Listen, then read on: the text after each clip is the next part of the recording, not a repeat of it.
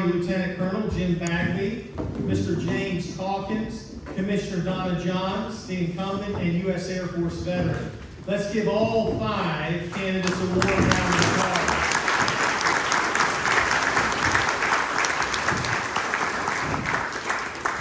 As your moderator tonight, I will ensure equal time, consistent enforcement of the rules, and a respectful dialogue.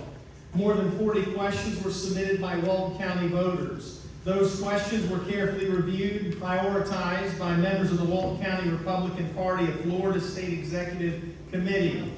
The prioritized list of questions has remained confidential and was presented to me in a sealed envelope just moments ago. The order in which candidates will be called upon was determined by random drawing without any knowledge of tonight's questions. That order was also kept confidential, presented to me in a separate sealed envelope. Now for a few general rules. We encourage a robust discussion of the issues, but personal attacks will not be permitted. Let us model the kind of civil leadership Walton County deserves. For the candidates, each candidate is allowed a printed, advanced, prepared, open, and closing statement.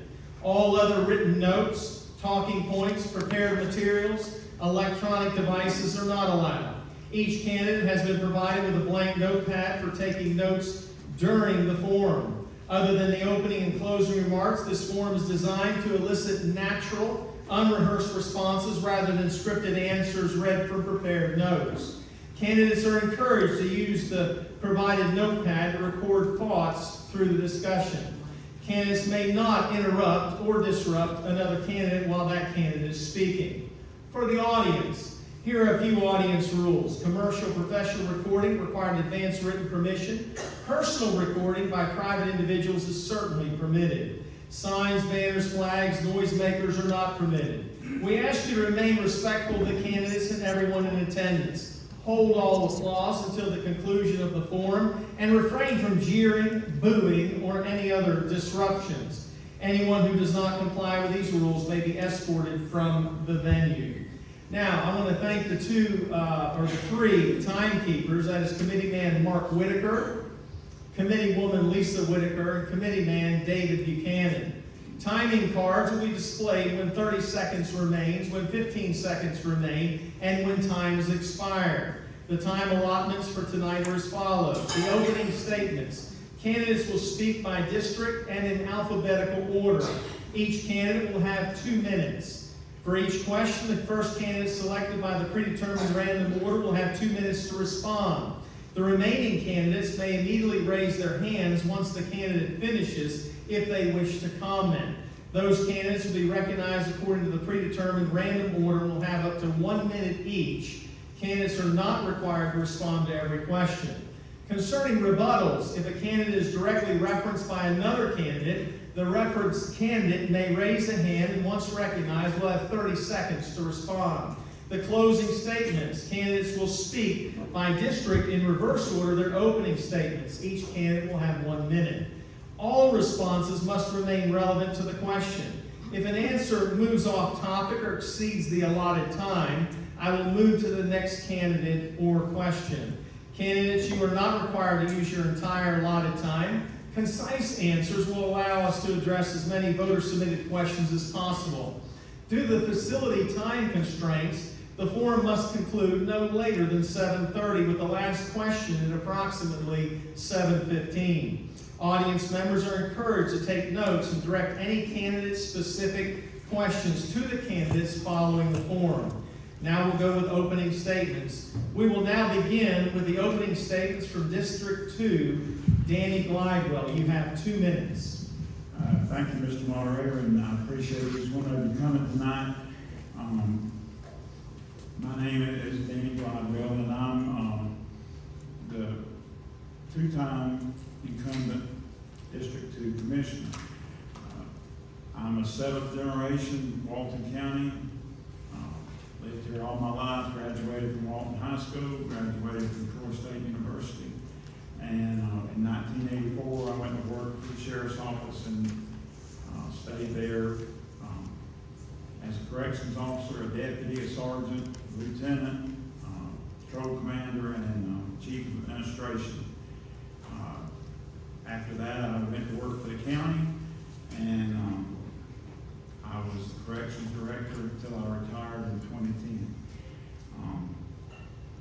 Mr. Gregory used to call ball games, and I did that until I got elected. I've been married for 38 years. How in the world I found somebody to put up with me for 38 years, I don't know, but I did. And I have 4 children, 4 grandchildren, and 3 of the 4 children live in the area, and 2 of the 4 grandchildren. And the reason I'm running for re-election is very simple. I want the best possible outcome for my grandchildren and my great-grandchildren. I mean, not my great-grandchildren, but my grandchildren and possible great-grandchildren. I want Walton County to succeed, and I want the quality of life to be good, and I want us to be the best that we can be. So thank you for coming, and I appreciate all of your attendance. Thank you. All right, Mr. Warren Whitaker, you have 2 minutes. Thank you, Mr. Moderator. Thank you, everyone, for taking time out of your busy lives tonight to come here and to get the facts. My name is Warren Whitaker, and I'm a candidate for Walton County Commissioner District 2. People say, where do I come from? I was raised here in the Panhandle. I grew up in Okaloosa County, but I worked 30-something years here in Walton County, mostly in the beach, and I've saw the massive growth that we've had down there at the beach. I'm also a proud father of a daughter who just recently got married. I'm sorry. And then I have a son who's proudly serving the United States Navy in Jacksonville, Florida, with him and his wife, and 2 beautiful grandsons.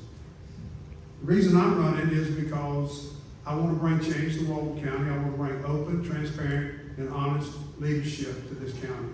I want to be accountable, and I will be accountable as your new county commissioner. Thank you. All right, thank you. And Mr. Jim Bagby, you have 2 minutes. Hi. Go. Slide, please. Got it. Thank you. Sorry. Gotta be smarter than the microphone. Good evening. I'm Jim Bagby, retired lieutenant colonel, as you were told, in the United States Army. I'm a West Point graduate, and I've worked in Walton County for 23 years.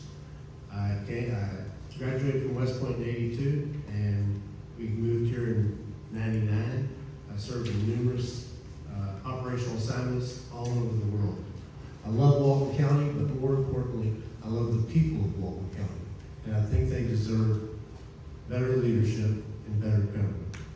And that's why I'm running. A little bit about my work history. I was the first town manager of Rosemary Beach. I was TDC executive director. I was the general manager of One Seagrove Place. And then I got asked by our congressman to run his district office over in Crestview. I have sat on the chamber board for over 10 years. I've sat on the CDHN board, the South Walton Montessori Academy board, the Mentoring Emerald Coast board. I've served my church for over 20 years as a lector and Eucharistic minister and resurrection. I've been married to my lovely wife, Jenny, for 40 years now. Talk about somebody not believing. The over-under was 2. And we have 2 beautiful daughters. Sarah works in Washington, D.C., and Jennifer is an attorney over in Tallahassee. I just want to give you the government that you deserve. You're the greatest people in the world and the greatest county in the state, if not the world, and I think we can do better. Thank you. All right, Mr. James Calkins, your next 2 minutes. Thank you. I'm James Calkins, Republican candidate for County Commissioner. Such an honor to be here, such an honor to see the big turnout here. This is America, this is what it's all about. And I'm so honored to be running with 2 great people. And I want to say that I want to thank both of my opponents for their dedicated, honorable service in the U.S. military. And also, I want to thank all the service members out there who served our country. We live in the greatest country in the entire planet, and we need to fight for it. The reason I'm running is I walked out to the beach. I moved here around 2 years ago. I was a former commissioner of Santa Rosa County, and as I stepped on the sand, I saw all the no trespassing signs, and I said, this is wrong. So I stepped to action, went to Tallahassee, fought hard to work with our state representative and a bunch of patriots, he got it done, and with a whole bunch of group to repeal a disastrous law that caused a lot of the beach mess. Job isn't finished, and so I want to continue that. I'm for low taxes, less government, and I'm pro-life, pro-gun, pro-Trump, and it would be an honor to serve this town. I'm married to my beautiful wife, Maria. I got 2 daughters, Lily and Bella, and I've been a member of this Republican Executive Committee now for almost 2 years, and I thank you for the leadership of Miss Mary Howard and the whole group. And we do live in the greatest county ever, and I look forward to helping with lowering taxes and fighting for conservative causes. Thank you. God bless y'all. All right, thank you. And Miss Donna Johns, you're next. Hi, how are you? Thank you all for being here. I appreciate it. I know it was kind of nasty weather earlier, but we all got here. It's a good crowd. Hi, didn't even see you. I'm Donna Johns. I am your District 4 Commissioner. I have been in office for just under 4 years, so this is my first term as Commissioner for Walton County. However, I did serve 2 years with South Walton Mosquito Control as Commissioner there. I've also served on the Walton County's Design Review Board for a few years. I've also served on the South Walton Republican Club as the membership chair for a couple of years, and then as the president for a year. I've also served as the sponsorship chair for the American Cancer's Cattle Barons Ball. So I've done a lot of community service. I'm a retired Air Force veteran. I love the military, I love my country, and I love Walton County. And I've lived in Walton County for 25 years. And I ran the first time because I knew things needed to be done, and I just didn't see that things were being accomplished, at least in District 4 where I live.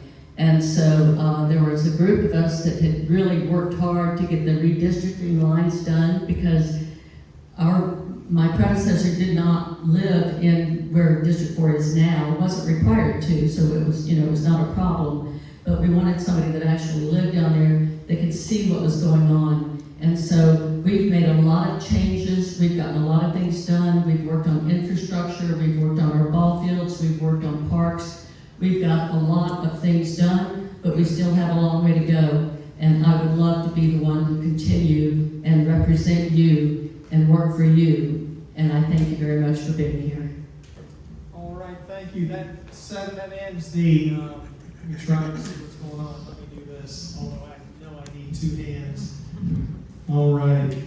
Now we're going to go into the first question. It'll be Mr. Whitaker first, and I'm going to go ahead and ask question 1. This is the list that I got. It shows the names on it, and I did not see it. I took it out while I was up here, and then these are the questions. I just saw them also. What is the one key thing that sets you apart from your opponents, and how will it benefit Walton County's future? Mr. Whitaker. The one key thing that I feel like sets me apart from my opponent right now is that over the 40-something years that I worked in corporate America, I started at ground level and worked my way up to project manager, and made even engineering in my company's corporation. And as that goes, when I retired, I stepped into private business, my own business, and I run this business successfully. And I feel like that I can manage the money openly and transparently, because that's the way I have to manage my business and be responsible. Because I can't make mistakes because I don't have money coming in. There's no guarantee of that the next day on private business like this. So I believe that I believe that my experience with corporate America and the federal government, as well as being a private business owner, makes me a good candidate for this position. All right, thank you. Anybody else want to answer that question? We'll move on to question number 2. Question number 2 will be Mr. Glidewell.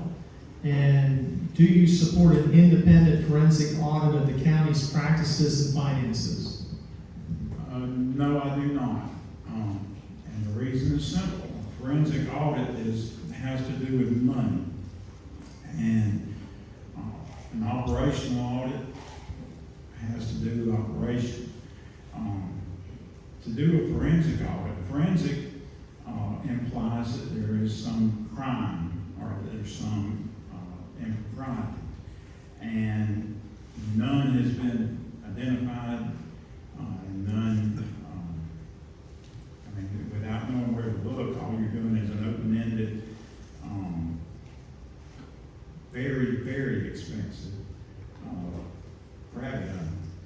And a forensic audit of an operation as big as Walton County would cost probably $2-3 million. Your road could get paid with that money.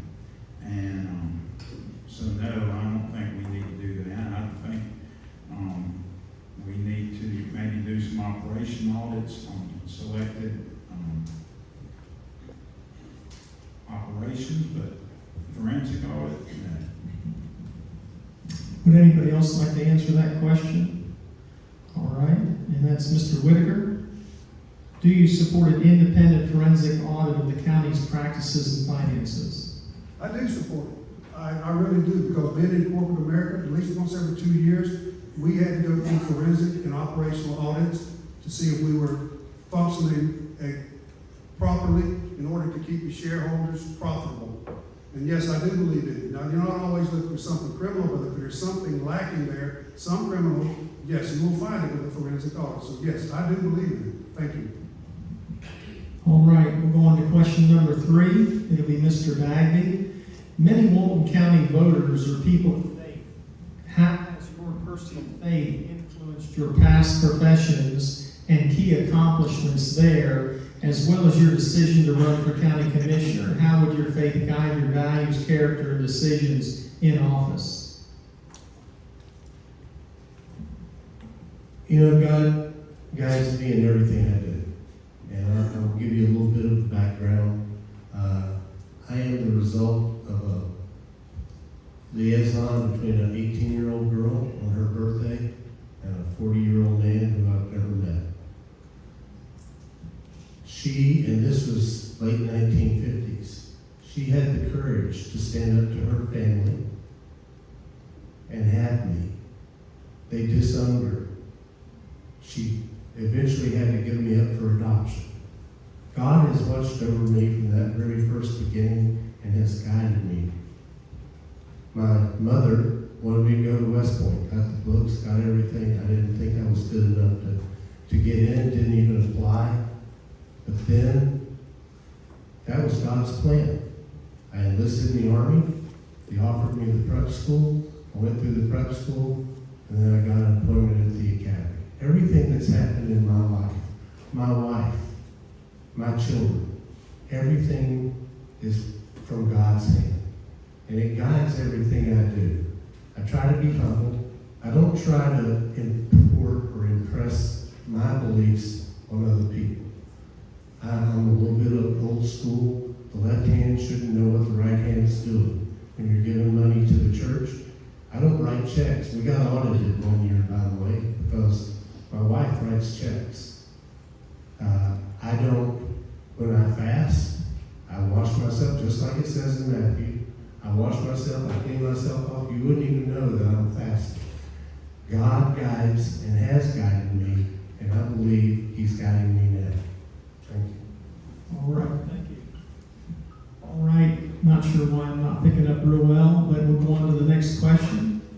All right, number 4. Please check your phones and see if you've got something going on with that's the second or third one. Walton County, this is going to be for Ms. Johns. Walton County has a history of selective enforcement of ordinances. How would you ensure fair and consistent enforcement across the county?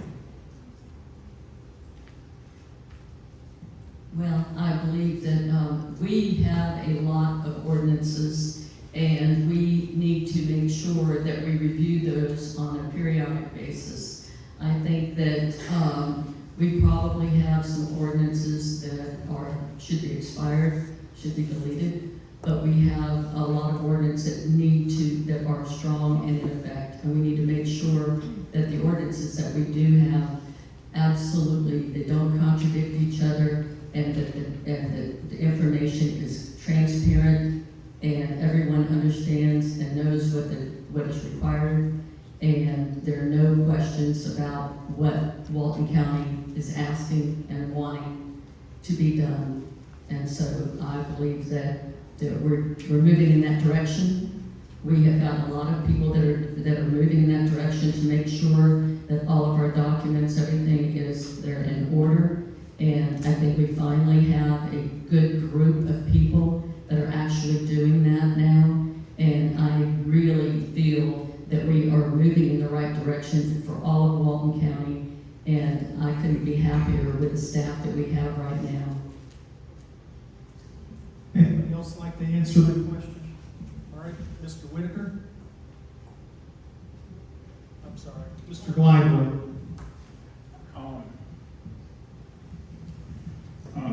I agree with Ms. Johns, or Commissioner Johns, but I would just like to say that some of the problem that we have with ordinances is we got too many of them. And government in general and county government in particular are in your lives too much. And a lot of what we need to do is do away with some of these unnecessary ordinances and ordinances that can't be enforced. You know, it's sort of like when you're raising children, you know what they're doing in front of you, but you don't know what they're doing behind you. And we need to make sure that the ordinances we have can be enforced fairly and equally. All right, thank you. Next question for Mr. Calkins. Should local tax dollars be used to support nonprofit organizations, including the Chambers of Commerce, County Fair Association, or should we respect the freedom of Walton County citizens to support the organizations and causes they care about with their own money? Thanks for the question. There's a lot of people when you're in government. I used to be a former commissioner, and a lot of people would ask for help. And if they need, I think every single entity needs to be looked at on whether they should be helped or not. And that should be a community discussion. It shouldn't just be handed. It should be a board decision. And it's very important. One of my top priorities is, I believe that is to lower our taxes. And as you know, Governor DeSantis just signed a law and it may pass. It has to do with property taxes. And in Walton County, the homestead exemptions, it's only 4.05% of our entire budget, which is nothing compared to other counties. So I believe we need to get rid of the property tax completely. And for those kind of things, we need to make sure we do a hiring freeze. We look at all the departments and we make sure that we are spending wisely. And so that's something I'll support. But we got to look at every entity, everybody who asks for money. We need to make sure that we're spending responsibly. But remember, this is a government. This is not a private entity. And so that's my thoughts. Thank you. All right, next question. This is for Mr. Glidewell. Is public demand to use private property or boost the local economy more important than protecting constitutional private property rights? I think the genesis of the question is about the beach. And about 70% of our economy, more or less, is generated directly off the beach and generated directly from the public use of the beach. So if you look around this room, 7 out of every 10 jobs tie directly to the public's ability to use the beach. More importantly, that's been going on for 200 years. I mean, like I said a while ago, I was raised in this county. When I was in high school in the 70s, you could go to the beach, go anywhere you wanted to. We drove on the beach, we camped on the beach, we fished on the beach, we did all sorts of stuff. And because of that beach, Walton County has become one of the economic powerhouses in the state of Florida. And our property is worth billions because of the use of the beach. So we have to do what we can to keep the beach open, to keep people having access.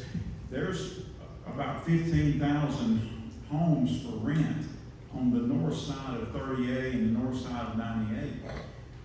People aren't going to pay $1,000 a night for those houses unless they have the ability to get to that beach. So I'm in favor of the public's right and use of the beach without question. Thank you. All right, thank you. Question number 7 will be for Ms. Johns.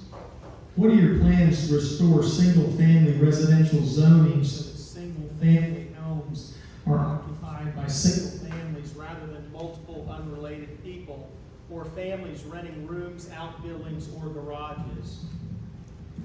Well, I can tell you, I've been working on this for a long time because I don't think we should have monster homes in a residential neighborhood. I think they're commercial entities and they should be in commercial areas. And right now, we are just now starting to put this in our land development code, some language that would change that. I don't think it's tough enough. I think it needs to be stronger than what we're putting it in there right now. So I think we need to really work on that. But I find it appalling that you can live in your home and you have a 2,300 square foot home, and then all of a sudden next door to you is a home that sleeps 36, which there is one not too terribly far from me, and I just cannot believe that we allow that in this county. I think it's totally wrong, because not only is it the traffic, the cars that are parking there, there's not enough parking, the trash that comes from that, the water that's used in those homes, the noise from those homes. I mean, there's really nothing good about it, in my opinion, and they should be in commercial areas. And that's how I feel, and that's what I'm working on. Well, thank you. All right, we'll go on to number 8. It'll be answered by Mr. Whitaker. If you could pass only one new law or ordinance in your first 6 months, what would it be and why? I would pass a resolution, to push for a resolution that we streamline our planning and development departments to make it easier to where the average everyday Joe person can walk in and get something done, as well as the multi-million-dollar developer who wants something done as well. It should be able and fair as well, and that they again make it accessible, that you get the same greeting. Again, like I said, from the customer, when you walk in the door, you're the customer. And you need to be treated as their customer, whether you got billions of dollars or whether you got $1 million or whether you got 1,000. And that would be one of the things that I would concentrate on now. Thank you. All right. Question number 9 for Mr. Calkins. How would you work with the Florida Department of Transportation to address increasing traffic overflow from continued development, especially at the intersection of Highway 331 and County Road 20? That is an excellent question, and this is when using your position to be proactive, to meet with folks, and to get things done matters. I will do everything I can to meet with the traffic people and fight for this issue. This is a very important issue for our area, and I served on the TPO in Santa Rosa County and got a lot of experience in getting funding. And we got to work with our state rep, because that's a state road, and also what we can do is get a road, an alternative route that can help alleviate traffic from Highway 20. That's a major issue, and one of the biggest problems that's causing all this is massive growth without infrastructure. And so we need to get our infrastructure first before all these massive apartment complexes are approved.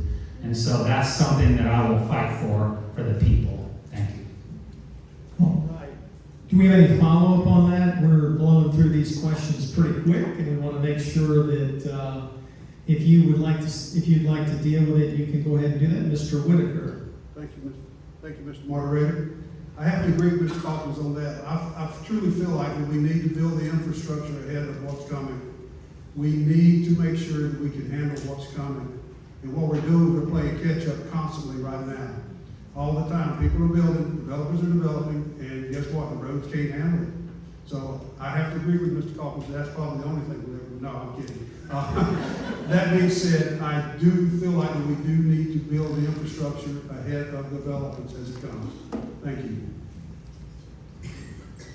All right, Ms. John. I'll respond to that too.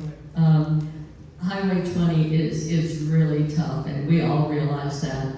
I'm on the GPO as well. I'm on the Okaloosa Walton GPO, and I don't think that there's enough width along Highway 20 all the way down to 4-lane it because of all the businesses and everything. But I do believe there's opportunities to have multiple turn lanes, which I think would be helpful. And so if we could work with them to get as many turn lanes as possible, I think that would help to some degree. But if there's an opportunity to have a bypass road or another road, I'm not familiar with where that would be. We're trying to do that down on the south end as well because Highway 98 is atrocious as well. So we're working on that. It takes a long time to get that done. So right now we're just approved going from Goldsby to East Jewett. And so I'm looking forward to that so people don't have to get on these main roads that are so crowded. So if there's anything we can do, then I'm all for working towards that. Oh, sorry. All right, Mr. Glidewell. The problem with 20 is it's going to take a lot of money to buy infrastructure, to buy the right-of-way that's going to be required. And we depend on the state, but at the end of the day, we kind of sort of take care of ourselves. The city has been working for several years on what's called the Marquee Way Extension, which will go from Bay Loop Road all the way over to the intersection there, 331, and then cross and go over to 20. That would be a big step. There's a one to the north that's on the drawing board. That would be a big step. But we're going to have to take care of ourselves to a certain extent because the state just doesn't have enough money to take care of all the needs in the state of Florida. All right, thank you, Mr. Bagby. Sure, let's get all of us up here. You know, and this is what leaders do. They see down the road. In 2 years, we're going to have the Senate President representing us. If you remember the last time we had a leader, and we had the Senate President and the things he got done. Before him, we had the Speaker of the House down in Panama City Beach. You remember that flyover? You remember the intersection down there by Gulf Coast State College on 98? He got the money for that. I think that Shane and Senator Trumbull will be able to find some of that money and I would do the additional turn lanes first. But we can solve these problems, but we have to look and we have to start planning now so that when we have the folks in the right places in 2+ years, we can get the money to get the work done. All right, thank you. All right, we'll go on to the next question. Question number 10. This is for Mr. Glidewell. If offered a large federal grant for Walton County that comes with increased government oversight and strings attached, would you accept it? Why or why not? Well, it would depend on the strings. But oversight's not a bad thing, and certainly getting grant money is not a bad thing. But for example, if the administration was different, and we just did 4 years of a different administration, and the strings were to do away with the Second Amendment, or to approve abortion, or to do anything like that, transgender, all that stuff. If those were the strings, no, I wouldn't take it. streams are that we look at how things are managed, and that we manage it in a way that the federal government wants us to. I think we could live with that. So the question begs, what are the strings? And some strings aren't worth taking. I don't care how much money it is. Some things aren't worth taking. We just passed an ordinance to ban data centers in Walton County. If that was the price, I wouldn't take it. All right, anybody else?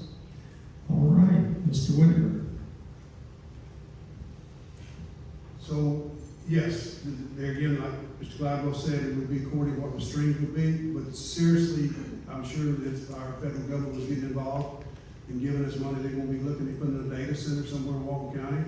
And even if we've already got an ordinance to ban them, we all know that if they want to put it here, they'll put it here. So I would humbly turn down any grant money. I think that we are sufficient enough here in Walton County that we could survive without it. Thank you. All right, next question. Question number 11 for Mr. Bagby. What is your plan for bringing more jobs and businesses to Walton County while protecting our quality of life and keeping local control? I've got a three-pronged approach. Number one, if you want to start a restaurant in Freeport, this is the place. When I've been knocking on doors, y'all desperately need, and I've had people tell me, you'll take Olive Garden, you'll take Texas Roadhouse, you'll take anything. You just don't want to have to drive to the beach to go to a real restaurant. We've got an environment where businesses can grow and succeed right here in Walton County. The second thing I would do is I would relook our prioritization for the EDA. If you look at the people that live here in Freeport, and in South Walton in particular, I know people who are retired CEOs, COOs, CFOs, CIOs, CTOs, who would love to bring their businesses here, or their former businesses here, as a headquarters. What that will require is that we put in the infrastructure in the terms of fiber. We can do that. This county is one of the most prosperous, well-off counties in the state of Florida per capita. We can afford to put fiber down the 331 corridor and bring in some headquarters where, the boss people can live down at the beach, the workers can live in Freeport. Heck, the boss people some of them are living in Freeport. I've met some of them knocking on doors. We have got to get jobs that will bring our kids back to this county. We've got to get jobs and we have one of the best welding school in the country, right up here in Defuniak Springs. Somebody wants to start a welding business, you've got a supply. We've got to get that off the dime. Thank you. All right, thank you. All right, next question for Mr. Calkins. What is one government program or spending item in Walton County that you believe should be completely eliminated, even if it is popular? I would like to answer the other question regarding economic development. Economic development is my top priority, and in Santa Rosa County, when I ran in 2020, one of my top priorities was to fill the industrial park. Everybody thought it was impossible. It was land that was bought during the crash and then just sat there empty. Well, I worked with a group of people, with a team. We flew all around the country, and we actually brought jobs and filled the industrial park. I want to take that here to Walton County, and it takes being proactive. As far as the question on Well, let me just ask, did you Yeah. raise your hand in the last one, and I missed it? No. Did I miss your hand? ask me. All right, here's the question you're supposed to answer. What is one government program or spending item in Walton County that you believe should be completely eliminated, even if it is popular?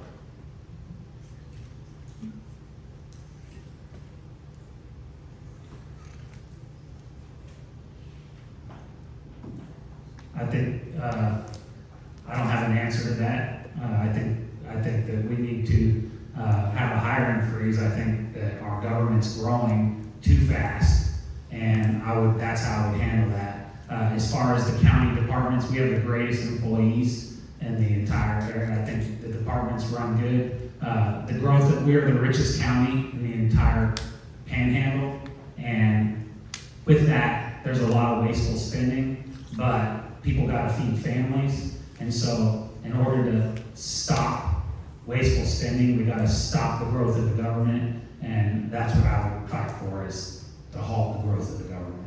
Thank you. Okay, anybody else? Don't want to touch that one. All right, number 13, Ms. Johns. Flock cameras are active across Walton County. As commissioner, would you require board approval for new installations, support a transparency audit, or adjust its funding? And how would do that with public safety? Here, take this and see. You want me to just talk about flock cameras? All right, yes. Okay. First of all, I think we've got probably more than we need. There's a lot. There's a good side and a bad side of flock cameras.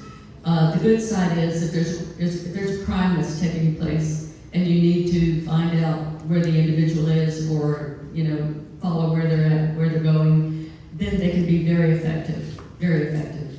I don't know about how Walton County they're being treated, but I understand that in Bay County they've had problems with misuse on the flock cameras, as far as using them for purposes other than what they're really supposed to be there for, and I have a real problem with that. So I would just like to make sure that, now that is somewhere what I would like to see an audit of some type to make sure that they're being used in the manner that they're supposed to be used, and that we don't have more than what we really need. It seems like every time you turn around, there's another one popping up somewhere. But again, they have a good side to them. So if they're only being used for the right purpose, then that's fantastic.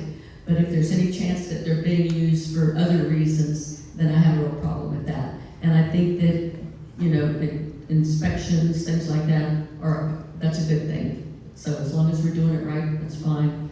But that's that. Will there be anybody else? All right, Mr. Glidewell. Flock cameras are one of those things that sound good and theoretically could be good, but it's also Big Brother watching us. And anything that can be used, that can watch you, can be misused to hurt you. And I just think those things go against Fourth Amendment of the United States Constitution. And I think that that we should be a lot more protective of our rights and our right to privacy. So although that's not something you hear out of law enforcement, I don't think they're a good idea. All right, Mr. Whitaker. I honestly feel like flock cameras is invading of our privacy, folks. I'm going to tell you the truth about that right now. And I do not believe that Walton County should be funding those flock cameras. Or the sheriff's department, we shouldn't be funding them for the sheriff's department. Now, if your neighborhood wants a flock camera, if Hammock Bay neighborhood wants a flock camera, that's you. You go out privately and you contract with them. We did that in our neighborhood, where I live at. We went out with the neighborhood around me and we got a flock camera. It cost us $2,400 a year, so it's $100 a house out there. So, but yes, if you want flock, you can go get your flock. But I don't think that the county, the citizens of Walton County should be paying for those flock cameras. Thank you. All right, thank you. All right, we're on question 14. It'll be Mr. Whitaker.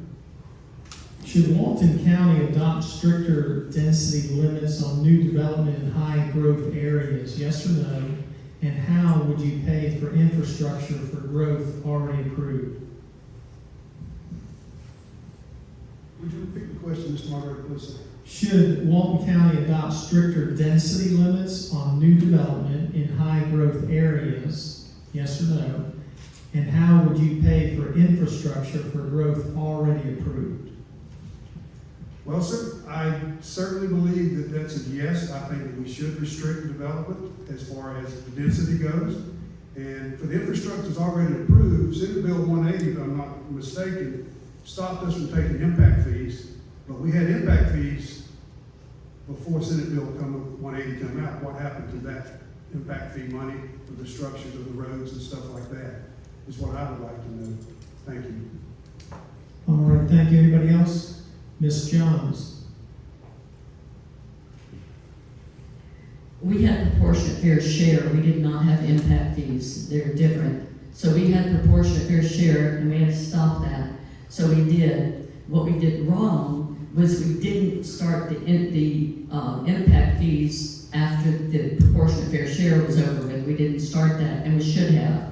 And the reason we don't collect impact fees right now is because it was not in our land development code when SB 180 came out. Now, if it were in our code, we would have been able to collect them right now. Down at the Florida Association of Counties conference that I was at in Orlando a couple weeks ago, they said if you're not collecting impact or mobility fees, then shame on you. We should be, and hopefully we will soon. All right, thank you. We'll go on to the next question. This is for Mr. Bagby. How would you protect private beachfront property rights while ensuring clear legal public access and stopping the waste of taxpayer money on endless lawsuits?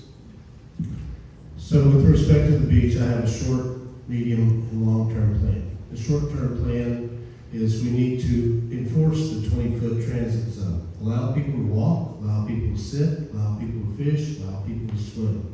We need to pass an ordinance that says you can't put any sign, for safety reasons, safety and health reasons, you can't put any signs, ropes, or anything else within 50 feet of the wet sand. So you've got 20 feet where people, anybody can walk there or sit there or whatever. And we tell them, no tents, no holes, it's for customary use. There weren't tents and they weren't digging big holes 100 years ago. They were driving jeeps or riding horses up and down the beach. The medium-term plan, we need to buy additional beach accesses, beachfront property, and we need to do a beach nourishment project. I know that's controversial with a lot of people. I worked on the 06-07 beach nourishment project. It was successful, went all the way to the Supreme Court and we won. I worked on 08-09, we tried to do a hurricane storm damage reduction project, and we got cut short by the Board of County Commissioners. Same thing in 13 to 14 when we tried to resurrect that. The long-term plan is to get a federal beach nourishment project. Federal beach nourishment project, they come and they re-nourish the beach every 10 years. Well, they come and measure the beach to see if it's accreting sand or not. They come, they nourish it every 10 years or after a storm takes the sand off the beach. So that's what Panama City Beach has. They've probably re-nourished their beach 8 or 9 times since we've been here. The issue that we have to fix, 2 things that we put in the 06-07 beach nourishment to satisfy the beachfront property owners, quality of the sand, and no vending below the erosion control line without the upland property owner's permission. All right. Anybody else? All right, let's go on. This will be for Mr. Glidewell. Walton County banned big data centers. How will you evaluate future large projects that promise jobs but could strain our roads, water, neighborhoods, property values, and quality of life? The thing about data centers and the reason that I'm very proud of how fast we were able to get that done. Government generally moves slow, but we were able to get that done very fast, and we did it with a total ban. Hopefully, if the legislature ever decides to do something about that, we're grandfathered in. But you evaluate everything based on what's best for our citizens, and you evaluate what's best for the economy and what's best for our quality of life. To make sure that y'all have what you need and what you want. So I don't think anybody seriously wants a data center next door to them. When the CO2 storage came up in Covenant County, we were able to help them in fighting that down, because that's a threat to our water. And the main thing to remember is without water, nobody lives here. Without water, we're done. And so you gotta make sure we protect our water. And we do that by banning things that are harmful, whether it's leachate wells, whether it's CO2 storage, whether it's data centers. We make sure that those things don't threaten our water. Because if it gets in the aquifer and poisons the aquifer, we don't have any water left, and we're dead in the water. So, pun intended. So that's the important part of it, is evaluating how it affects our citizens. All right, Mr. Calkins. Thank you. I just want to say that I'm extremely proud of our Walton County commissioners who saw a problem in the future and addressed it and solved it now. My former colleagues in Santa Rosa County, they voted for a 1-year, toothless data center ban to get through an election. Well, Walton County did a strong data center ban that has teeth and that it's statewide renowned. So I'm proud of our commissioners for doing that, and if I get elected, I will fight for the same things. Thank you. All right, thank you. All right, this one is for Mr. Bagby. If a major donor or party leader asked you to support a project that hurts neighborhoods but brings in tax revenue, how would you respond? So it doesn't matter if they're a major donor or a minor donor or a no donor. If they ask me to do something, I'm going to listen to them, and then I'm going to do what I think is right for the people of Walton County. Period. Full stop. You measure everything by the benefit to the citizens of the county, not to the benefit of a government entity, not to the benefit of a donor, not to the benefit of, well, it creates tax revenue. That's great. This is one of the fallacies this county has had, is we have to completely build out the county because that way it'll generate revenue and people will love and come here. You know what? We could generate the same amount of revenue with a lot less development. Why? Because people would pay more to come to this county and live if we had maybe 50% less houses down on 38. I saw it in Rosemary Beach. People would pay astronomical sums of money, and they would tear down. We had a guy buy a $5 million house. The day he closed, they started tearing it down because it was well managed and because they wanted to be there. So this, we've got to build on every square inch. That's a fallacy. We can generate tax revenue. We can generate, look what we've done with our schools in the last 20 years. Our schools are number 2 in the state with the revenue that's being generated by property taxes and the other taxes in this county. We can do a great job. People are coming here for the schools.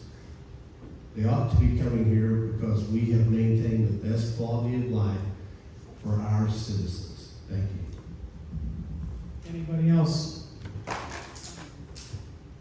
Ms. Johns.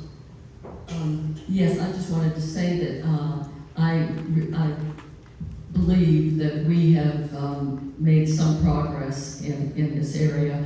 I read in a report recently that kind of astonished me that 95% when planning recommended no zoning change or no variance to the zoning board of adjustments, 95% of that was approved anyway.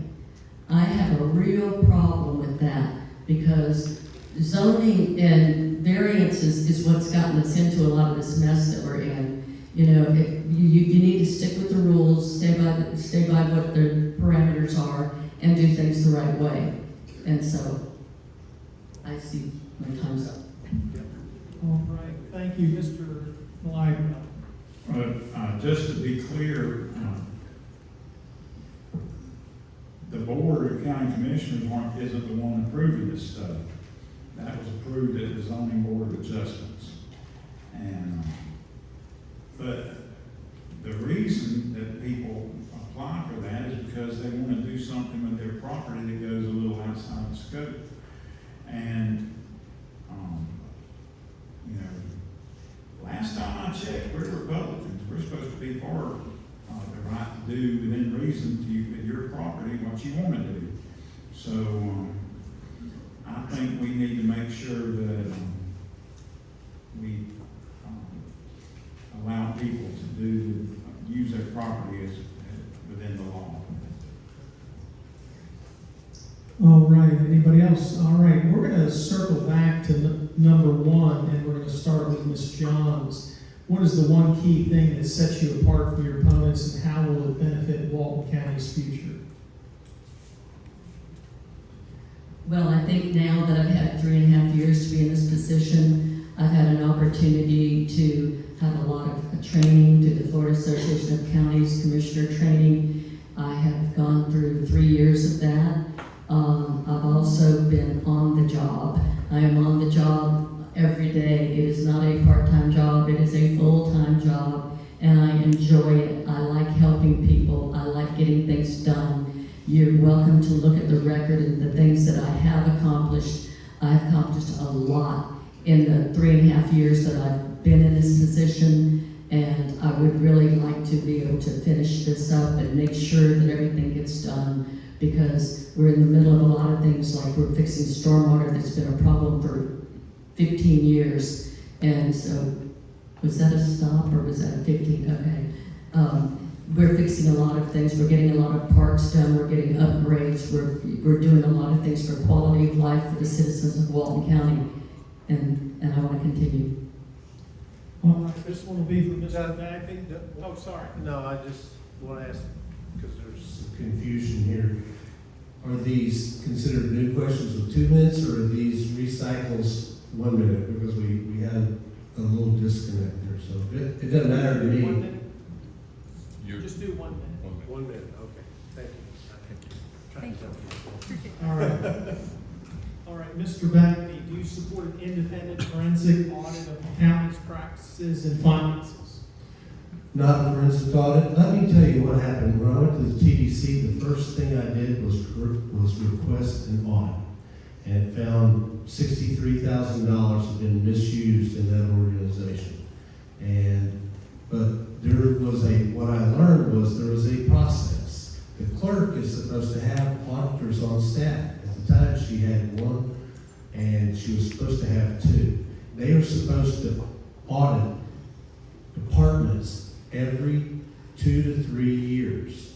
And so we regenerated that in 2013 when I got to the TDC. We were the first ones, and then they went to another one. And then people didn't like what was coming out of those audits, because they were finding out that money was being misused, or there was some illegal activity in the TDC before I got there.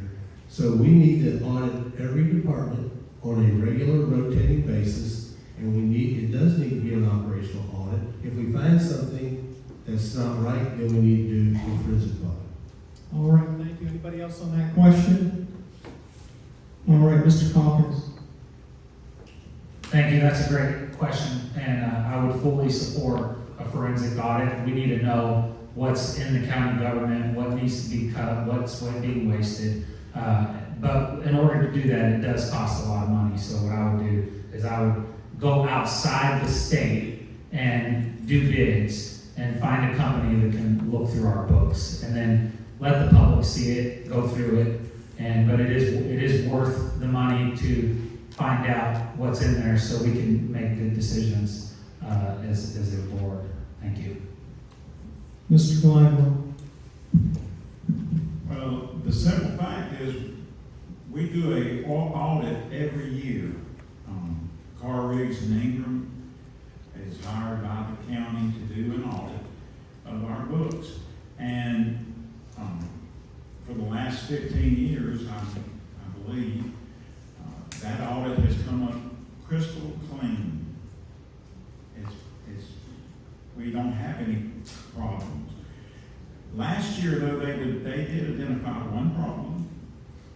It wasn't criminal, or it wasn't, but it was something that we needed to look at. The auditor let us know about it, and we fixed it.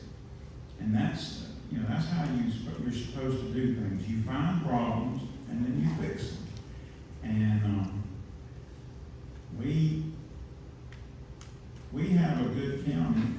good staff, and they're doing a good job. But if something comes up, our internal audit and our audit in general finds what needs to be found and fixes it. All right, thank you. It is time to wrap this up. So we now have reached the end of our scheduled questions. We'll conclude with closing statements. Each candidate will have 1 minute. We will start with District 4, Donna Johns. You have 1 minute. Well, first of all, thank you all very much for listening to us and letting us have an opportunity to share our thoughts with you. I really appreciate that. I would like to step back. I should have said this at the beginning. I do have 2 children and 4 grandchildren, and my daughter's in the audience, so I apologize, Jennifer. Walton County is a wonderful county, and it really is a lot going on in this county, and it really needs somebody that's got their finger on the pulse. And I've got my eyes on things, I've got my finger on things, we're getting a lot of stuff done. I'm really proud of what's going on, and I would love to have your vote, and I would really appreciate and thank you for your vote if you feel so inclined. Thank you, and God bless you all, and God bless Walton County. All right, thank you. Mr. James Calkins, you have 1 minute. Thank you very much. I really enjoyed this debate with everybody. Thank you all for being here. The foundation of my life is my belief in the Lord Jesus. That's who guides my principle. My favorite verse is, I can do all things through Christ who strengthens me. I'm doing this for all of you. That's the only reason I'm doing this, is so I can be accessible, so I can help, so I can be there when you need me. My phone will always be available to everybody, and I will serve the citizens first and not special interests. It would be an honor to have your all's vote for James Calkins for Walton County Commissioner. God bless you all, and God bless the greatest country on planet Earth, the United States of America. All right, Mr. Jim Bagby, you have 1 minute. Thank you.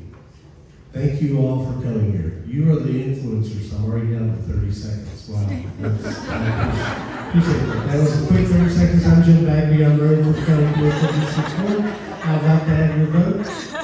Don't forget to vote on August 18th. No. It's okay. And I tried to help you out, man. So I would just say, you are the influencers. Y'all will go out. People come to you. They look to you. They ask you, who are you voting for? Who do you like? Who do you not like? Thank you for coming and getting educated. Thank you for submitting your questions. These were some great questions, and I want to thank the other panelists for answering them. I want to give you the Paul Harvey rest of the story. My mother passed away right before my senior year at West Point. My birth mother reached out to me and said, if you're ever in San Antonio, come see me. I didn't ever think I'd be in San Antonio. Didn't have the need to be in San Antonio until one of my classmates from San Antonio died, and I had to go to his funeral. He had a car just like mine, and I had to borrow her car to go to his funeral. That was the hand of God. It's been through my life forever, and I believe it exists today. I believe it's guiding me today. And I just ask for your vote. My birth mother was a great grandmother to our 2 kids, and she was a great mother-in-law to my wife. And I love both of them, but thank you very much. All right, District 2, Mr. Warren Whitaker. Thank you all for coming out tonight and trying to interview us and see where we stand and becoming more educated. I really appreciate that. I'm asking for your vote tonight, but I'm also asking to go to work for you when I'm elected. And when you go home tonight, because you told me tonight by looking across this room, you've heard several words, several comments about developers. When you go home tonight, go home and look at the supervisor elections page. Go home and follow the money, follow the campaign trail, folks. See where the money's coming from. Be that way, be that smart before you vote. Thank you, and God bless you all. All right, Mr. Danny Glidewell, you have 1 minute. I'd encourage you to go look at those financial records too, because you'll find where people are protecting contributors because they're developers. If there's a developer on mine, I'll be glad to admit it. As far as why I'm running, I want to carry out the things that I've started. And one of the big things is the ball fields that we need in this county. I want to make sure that we build in Puniac and in South Walton where we have land. I want to continue to do the things I've done, which is pave roads. We've paved more roads in my district than any time in the past. I want to continue to build parks, and I want to continue to make your life better. I want to work to make your life better, and that's what we're supposed to do. So I would encourage you to vote Danny Glidewell for District 2. All right, thank you. Ladies and gentlemen, please join me in thanking all 5 candidates for their time and participation and willingness to serve Walton County community. And let me go off script for a moment. I just want to commend you for the testimony that you have toward the Republican Party in how you have reacted tonight. You have been the best group that I have seen in a long time. I thank you. I commend you. And lastly, Chair Howard would like to say a few brief comments.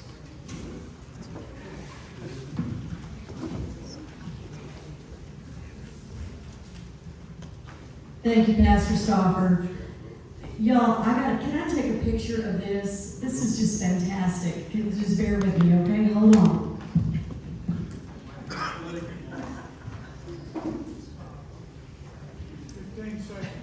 I'll reclaim my time.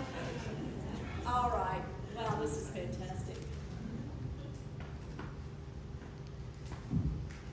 I wonder if it's my Wi-Fi on my phone was interfering with your mic. I don't know. But anyway, thank you all for coming here tonight. We're grateful. I must acknowledge tonight's sponsors, Horsepower Pavilion for providing extra chairs.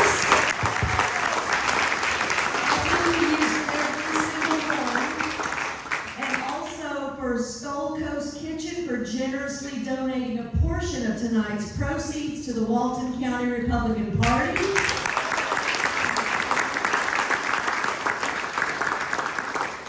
That's that delicious smelling food truck out in the parking lot. So y'all be sure and grab some to-go dinner, take it home because it's going to come back into the party.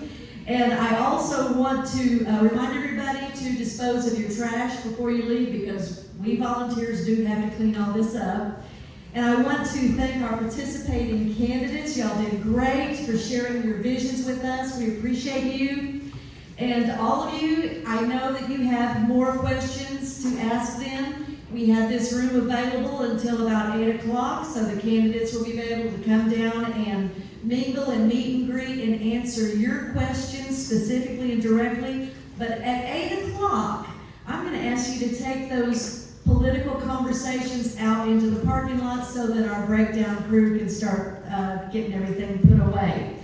So, also be on the lookout for more details on our next major event, our annual GOP fundraiser. It'll be a barbecue at Stronghold Solutions in September. It will feature the federal legislative primary winners. And I also tonight want to thank all of our dedicated REC committee members who volunteered their time to make this room so great and put together this great forum.